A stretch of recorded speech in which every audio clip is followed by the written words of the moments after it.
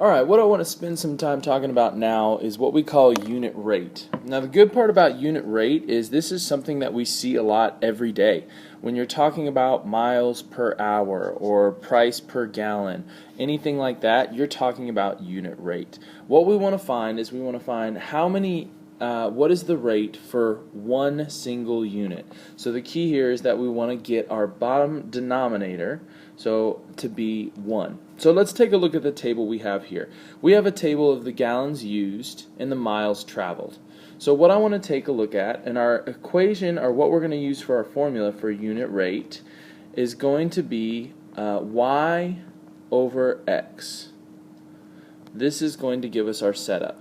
So what I'm going to do is I'm going to look at my first row here, and I'm going to take 180 and put it over 10. My y over x. That's what I did right here. Now, like I said before, the key is to get it to be one single unit on the bottom. So here my y's are miles and my x's are gallons. So I want to know what is the miles per gallon. A handy thing to know for all you car drivers out there. So I want to start asking myself, well, how am I going to get my 10 to be a 1? Well, I can do that, I know, by dividing the bottom by 10. Then whatever I do to the bottom, I have to come up and do to the top. So 180 divided by 10 is going to be 18. And there we go. This would be our unit rate. This tells me that I am going to get 18 miles per 1 gallon. And that would be our unit rate. You may also see this as 18 miles per gallon, since we reduced it to 1 gallon. Okay, so like I said, it's something we've seen before. The part about unit rate that's cool as well is it's going to work for every single y over x on this table. So say I took my 360 over 20, just using this bottom row right here. Well, I want to turn again my bottom unit to be 1, so I divided by 20.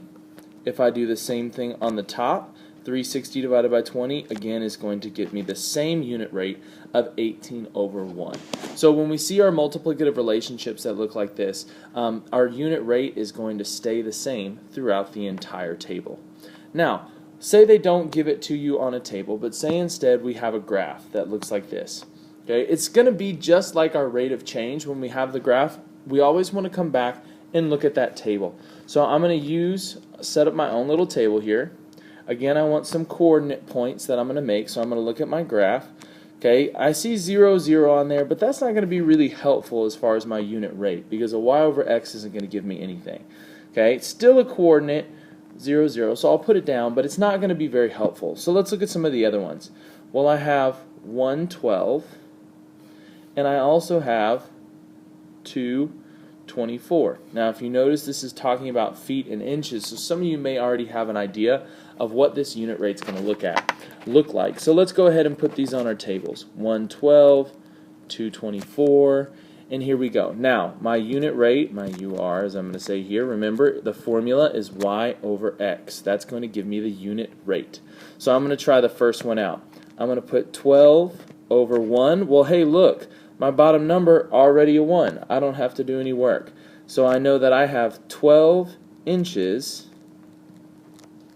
per 1 foot, right? There's our unit rate. So you may see 12 inches per foot right there.